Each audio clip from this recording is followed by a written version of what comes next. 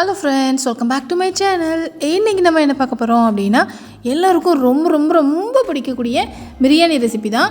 அதுவும் இன்ஸ்டண்ட்டாக எப்படி பிரியாணி ரெடி பண்ணலாம் அப்படிங்கிறது தான் கொல்கத்தா பிரியாணி கிட்ட வச்சு பார்க்கலாம் வாங்க. கொல்கத்தா பிரியாணியை நம்ம டேஸ்ட் பார்க்குறதுக்காக தாவத் பிராண்டில் இருக்கிற பிரியாணி கிட்ட தான் நம்ம எடுத்துருக்குறோம். இப்போது ஹிந்தியில் தாவத் அப்படின்னா விருந்து அப்படின்னு அர்த்தம். இந்த பிரியாணி கிட்ட யூஸ் பண்ணி நமக்கு பிரியாணி எப்படி விருந்து அமைதா அப்படின்ட்டு பார்க்கலாம் வாங்க. இந்த டப்பாக்கு பின்னாடி என்னென்ன கொடுத்துருக்காங்க அப்படின்னா, இந்த பிரியாணியை எப்படி பண்ணணும் அப்படிங்கிற ஸ்டெப்ஸ் செய்முறை விளக்கம் கொடுத்துருப்பாங்க. அடுத்ததான் இந்த பேக் இன்க்ளூட்ஸ், இந்த டப்பாக்குள்ளே என்னென்ன இருக்குது அப்படிங்கிறதும் கொடுத்துருப்பாங்க. தாவத் பிரியாணி கிட்ட பொறுத்த வரைக்கும் 3 ஃப்ளேவர்ஸ் இருக்குங்க. ஹைதராபாதி, லக்னோயி அண்ட் கொல்கட்டா. பிரியாணி எவ்வளோ ஸ்பைஸியாக இருக்கணும் அப்படிங்கிறது நம்ம டேஸ்ட்டுக்கு ஏற்ற மாதிரி சூஸ் பண்ணிக்கலாம். டப்பாக்கு கீழே இந்த 4 மிளகாவத்தல் இருக்குது பார்த்தீங்களா, அதை பொறுத்து சூஸ் பண்ணணும். நான் இங்கே மீடியமாக காரம் இருக்கிற மாதிரி தான் எடுத்துருக்கிறேன். வாங்க இந்த டப்பாவை ஓப்பன் பண்ணிடலாம். அதுக்கு முன்னால் நீங்கள் புதுசாக நம்ம சேனலை பார்க்குறவங்களா இருந்தீங்கன்னா நம்ம சேனலை சப்ஸ்கிரைப் பண்ணிக்கோங்க. பக்கத்தில் இருக்க பெல் ஐக்கானையும் கிளிக் பண்ணிக்கோங்க. அப்போ தான் இந்த மாதிரி வீடியோஸ் போடும்போது உங்களுக்கு நோட்டிஃபிகேஷனில் காட்டும், நீங்களும் அந்த வீடியோஸை உடனே பார்க்கலாம். இந்த பேக்கில் ரெசிபி கார்டும் கொடுத்துருப்பாங்க. பிரியாணி இந்த மாதிரி வரும் அப்படி சொல்லிட்டு அதை எப்படி ரெடி பண்ணணும் அப்படிங்கிற ப்ராசஸ், அந்த ஸ்டெப்ஸை செய்முறை விளக்கத்தை பின்னாடி இங்கிலீஷில் கொடுத்துருப்பாங்க. இவங்க என்ன ப்ராசஸ் கொடுத்துருக்காங்க அப்படின்னா, இந்த கிட்டில் இருக்கிற பிரியாணி அரிசியை அவங்க கொடுத்துருக்கிற வாசனை பொருட்களோடு சேர்த்து 3/4 வேக்காட்டில் வேக வச்சு எடுத்து வச்சுக்கணும். அவங்க கொடுத்துருக்கிற பிரியாணி பேஸ்ட்டோட வெஜிடபிள் வேணுன்னா வெஜிடபிள், இல்லை சிக்கன் மட்டன் வேணுன்னா சிக்கன் மட்டனை அந்த பேஸ்ட்டோட சேர்த்துட்டு நல்லா வதக்கி எடுத்துக்கோங்க. 3/4 வேக்காட்டில் ரெடி பண்ணி வச்சுருக்கிற பாஸ்மதி அரிசியை ஒரு பாத்திரத்தில் ஒரு லேயராக வச்சுட்டு அதுக்கு மேலே மசாலா ஒரு லேயராக வைக்கணும். அடுத்ததாக பாஸ்மதி அரிசி ஒரு லேயர், மசாலா ஒரு லேயர், இதே மாதிரி மாற்றி மாற்றி வச்சுட்டு தம் போட்டு எடுத்திங்கன்னா இவங்க சொல்கிற பிரியாணி ரெசிபி ரெடி ஆயிரும். இங்கே நார்த் இந்தியாலையும் மேக்ஸிமம் அந்த மாதிரி தான் பிரியாணி ரெடி பண்ணுவாங்க. நம்ம அப்படி ரெடி பண்ண போகிறதில்ல. பிரியாணிக்கு வாசனை கொடுக்கக்கூடிய வாசனை பொருட்கள் ஒரு பாக்கெட் இருந்துச்சு. அடுத்ததாக பிரியாணி பேஸ்ட். இந்த பிரியாணி பேஸ்ட்டு தான் நமக்கு கொல்கத்தா பிரியாணி டேஸ்ட்டை கொடுக்க போகுது. அடுத்ததாக 200 கிராம் அளவு இருக்கக்கூடிய பாஸ்மதி அரிசி ஒரு பாக்கெட் இருக்கும். உள்ளே இருக்கிற எல்லா பேக்கெட்டுக்குமே தனித்தனி எக்ஸ்பிரி டேட் கொடுத்துருக்காங்க. பரவாயில்ல, இந்த தாவத் பிரியாணி கிட் நல்லா தான் இருக்குது. உங்களுக்கும் நார்த் இந்தியா பிரியாணி, அதாவது கொல்கத்தா பிரியாணி சாப்பிடணும்னு நினச்சிங்கன்னா இந்த ப்ராடக்ட் உங்கள் வீட்டு பக்கத்தில் இருக்கிற சூப்பர் மார்க்கெட்டில் இருக்கான்னு பாருங்கள். இல்லைனா அமேசான், ஃப்ளிப்கார்ட்டில் ஆர்டர் போட்டு வாங்கிக்கோங்க. கடைசியாக ரைத்தா சீசனிங் தான் இந்த டப்பாலேருந்து வெளியெடுத்த கடைசி பொருள். அவ்வளோதாங்க. தாவத் பிரியாணி கிட்டில் இருக்கக்கூடிய பொருட்கள் என்னென்ன அப்படிங்கிறத நம்ம இப்போ பார்த்தாச்சு. ரைத்தா சீசனிங்க்கு ஃபஸ்ட் நம்ம ஒரு சின்ன கப்பில் தயிர் எடுத்துக்கலாம். அந்த தயிரில் நம்ம ரைத்தா சீசனிங் பேக்கெட் இருக்குது பார்த்தீங்களா, அதை கட் பண்ணி ஆட் பண்ணிக்கலாம். ரைத்தா சீசனிங்னா வேற ஒன்றும் இல்லை, நம்ம ஊர் பிரியாணிக்கு நம்ம என்ன வச்சு சாப்பிடுவோம், சைடிஷாக வெங்காயத்தை தயிரில் போட்டு தயிர் பச்சடி வச்சு சாப்பிடுவோம், அதாவது சம்பல் வச்சு சாப்பிடுவோம். அதையே கொஞ்சம் நார்த் இந்தியாவிலலாம் இந்த மாதிரி தயிரில் கொஞ்சம் மசாலா பொடி கலந்து சாப்பிடுவாங்க. அதான் ரைத்தா சீசனிங், அதாவது பிரியாணிக்கு சைடிஷ். அவ்வளோதான்.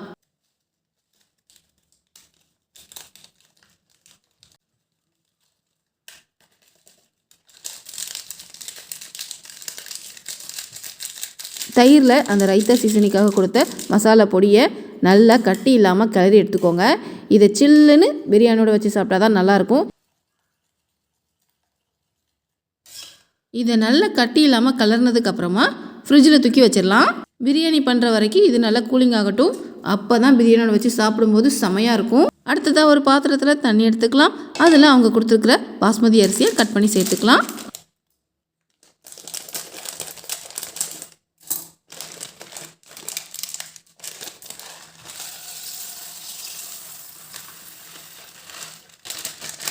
ஃப்ரெண்ட்ஸ், நீங்கள் இன்னும் நம்ம சேனலை சப்ஸ்கிரைப் பண்ணாமல் தான் இந்த வீடியோ பார்த்துட்ருக்கீங்க அப்படின்னா ப்ளீஸ் சப்ஸ்கிரைப் பண்ணிக்கோங்க. பக்கத்தில் இருக்க பெல் ஐக்கானையும் கிளிக் பண்ணிக்கோங்க.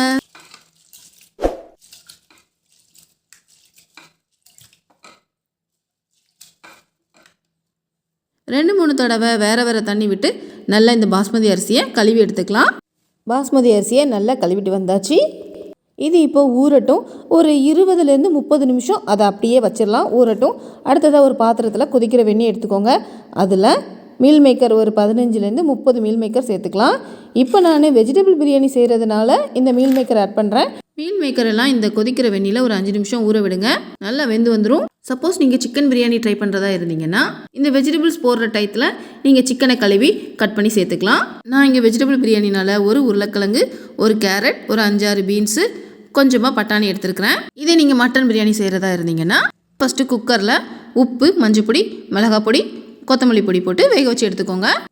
அடுத்ததாக இந்த வெஜிடபிள் சேர்க்குற போகிற நேரத்தில் அந்த வேக வச்ச மட்டனை நம்ம சேர்த்துக்கலாம். மட்டன் பிரியாணி செய்கிறதா இருந்தீங்கன்னா தேவையான வெஜிடபிள்ஸ் எல்லாம் கட் பண்ணி வச்சாச்சு. அடுத்ததாக அடுப்பில் ஒரு குக்கர் வச்சுக்கோங்க.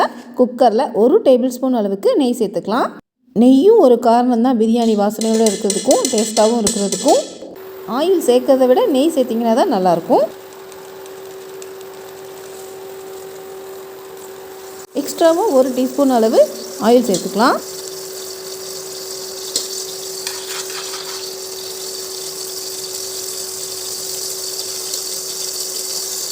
நெய் நல்லா உருகினதும் அந்த கிட்டில் இருக்கிற வாசனை பொருட்களை கட் பண்ணி சேர்த்துக்கலாம்.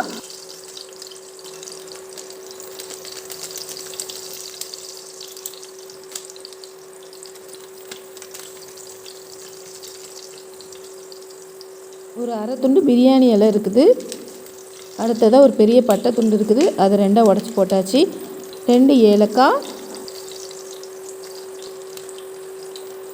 2 கிராம்பு, 3 மிளகு எல்லாத்தையும் சேர்த்தாச்சு.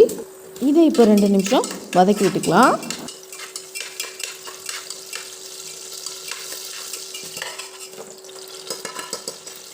அடுத்ததாக கொல்கத்தா பிரியாணி ஃப்ளேவர் கொடுக்கக்கூடிய பிரியாணி பேஸ்ட்டை கட் பண்ணி சேர்த்துடலாம்.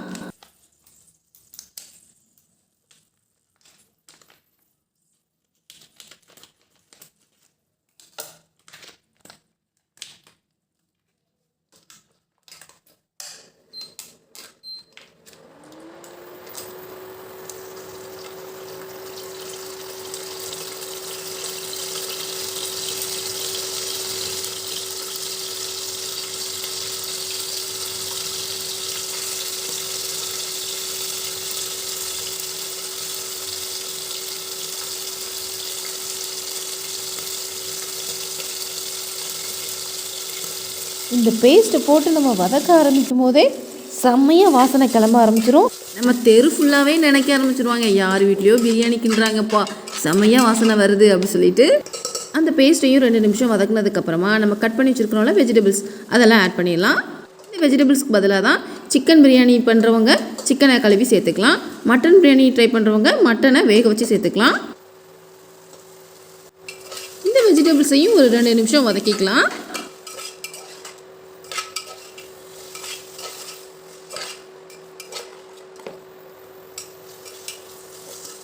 வெஜிடபிள்ஸை வதக்குனதுக்கப்புறமா நம்ம வெந்நியில் ஊற வச்சுருக்கோம் பார்த்திங்களா, சோயா, அதாவது மீல் மேக்கர், அதை இந்த மாதிரி தண்ணியெல்லாம் புழிஞ்சிட்டு சேர்த்துக்கலாம்.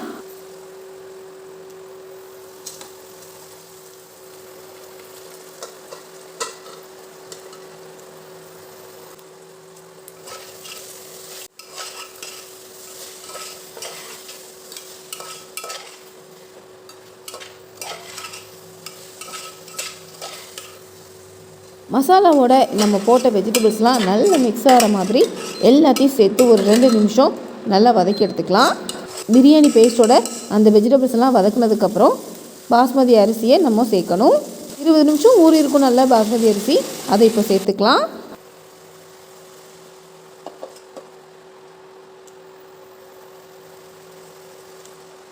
பாஸ்மதி அரிசி சேர்த்ததுக்கப்புறமா கிளறிட்டே இருக்கக்கூடாது, லைட்டாக தான் கிளறி விடணும். 1.5 கப் அளவுக்கு தண்ணி சேர்த்துக்கலாம். 200 கிராம் பாஸ்மதி அரிசிக்கு 300 ml தண்ணி கரெக்டாக இருக்கும். அதாவது 1 டம்ளர் பாஸ்மதி அரிசிக்கு 1.5 டம்ளர் தண்ணி சேர்க்குறோம். தண்ணி சேர்த்ததுக்கப்புறம் பாருங்கள், இந்த மாதிரி பாஸ்மதி அரிசி தெரியணும் தண்ணியில். பொதுவாக நார்மல் அரிசியை குக்கரில் சோறாக்குறதுக்கு 1 கப் அரிசிக்கு 2.5 கப் வரைக்கும் தண்ணி சேர்ப்போம். ஆனால் பாஸ்மதி அரிசிக்கு அப்படி சேர்க்கக்கூடாது. இந்த மாதிரி அரிசி மேல் டாப்பில் தெரியணும். அப்படி இருந்தால் தான் நமக்கு அரிசி உடையாமல் குலையாமல் வரும். அடிக்கடி இந்த மாதிரி கிண்டிகிட்டே இருந்தீங்கன்னா அரிசி உடஞ்சிரும். அந்த நீளமாக இருக்கும் பார்த்திங்களா, வந்ததுக்கப்புறம் பாஸ்மதி அரிசி அந்த மாதிரி நமக்கு லுக்கு கிடைக்காது. அதனால் லைட்டாக கிண்டி விடுங்க. பிரியாணிக்கு தேவையான அளவு உப்பு சேர்த்துக்கலாம். 1 டேபிள் ஸ்பூன் அளவு உப்பு நான் சேர்க்குறேன். கடைசியாக கொஞ்சமாக கொத்தமல்லி இலைகளை நல்லா பொடி பொடியாக கட் பண்ணி சேர்த்துக்கலாம். அவ்வளோதான், எல்லாத்தையும் சேர்த்தாச்சு. இப்போ குக்கர் மூடியை போட்டு மூடிட்டு அடுப்பை லோ ஃப்ளேமில் வச்சுட்டு ஒரு விசில் வேக விடுங்க. ஒரு விசில் வந்ததுக்கப்புறம் அடுப்பை ஆஃப் பண்ணிவிட்டு குக்கரை கீழேயும் வச்சிடலாம், இல்லைனா அடுப்பு மேலேயே அப்படியே வச்சுருங்க. அந்த ப்ரெஷர்லாம் ரிலீஸ் ஆகட்டும். அந்த ஒரு விசில் வரும்போதே வாசனை செம்மையாக அடிக்க ஆரம்பிச்சிடும். ப்ரெஷர்லாம் ரிலீஸ் ஆனதுக்கப்புறமா குக்கரை ஓப்பன் பண்ணி பார்த்தீங்கன்னா கம கமன் வாசனையோட நார்த் இந்தியா ஸ்பெஷலான கொல்கத்தா பிரியாணி தயார். சுபா வாசனை செம்மையாக இருக்குது.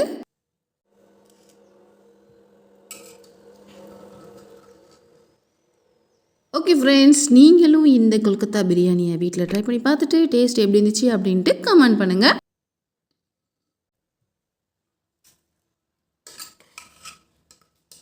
தாராளமாக, அதாவது நிறைய பிரியாணி சாப்பிட்றவங்களுக்கு இந்த ஒரு கிட் போதுமானது. கடையில் கொடுக்குற பிரியாணி அளவுன்னு பார்த்தீங்கன்னா 2 பேர் சாப்பிட்லாம் தாராளமாக. கொஞ்சமாக பிரியாணி டேஸ்ட் பார்க்குறவங்களா இருந்தீங்கன்னா ஒரு 3லேருந்து 4 பேர் வரைக்கும் இந்த பிரியாணியை சாப்பிட்லாம். ஆல்ரெடி ரைத்தாவை ரெடி பண்ணி ஃப்ரிட்ஜில் வச்சுருக்கோம் பார்த்தீங்களா, அது நல்லா சில் ஆயிடுச்சு. அதையும் இந்த பிரியாணிக்கு சைடிஷாக வச்சிடலாம். சுட சுட பிரியாணிக்கு நல்ல சில்லுன்னு மசாலா ரைத்தா வச்சு சாப்பிட்டு பாருங்கள், செம்ம அட்டகாசமாக இருக்கும். சைடிஷாக இந்த ரைத்தாவை மட்டும் தான் வச்சு சாப்பிடணுன்னு இல்லை, நம்ம ஒரு ஸ்பெஷலான சம்பளையும் கூட இந்த பிரியாணிக்கு வச்சு சாப்பிட்லாம். செம்ம காம்போவாக தான் இருந்துச்சு. ஓகே ஃப்ரெண்ட்ஸ், இந்த கொல்கத்தா பிரியாணி உங்களுக்கு பிடிச்சிருந்ததுன்னா இந்த வீடியோவுக்கு ஒரு லைக் போடுங்க. அப்படியே உங்கள் ஃப்ரெண்ட்ஸ்க்கும் இந்த பிரியாணியை ஷேர் பண்ணுங்கள். மேலும் இதே மாதிரி ஈஸியான டேஸ்டியான ரெசிபீஸ்க்கு நம்ம சேனலை சப்ஸ்கிரைப் பண்ணிக்கோங்க. ஓகே ஃப்ரெண்ட்ஸ், இதே மாதிரி வேறொரு ரெசிபியில் மீண்டும் சந்திக்கலாம். தேங்க்யூ, பாய்.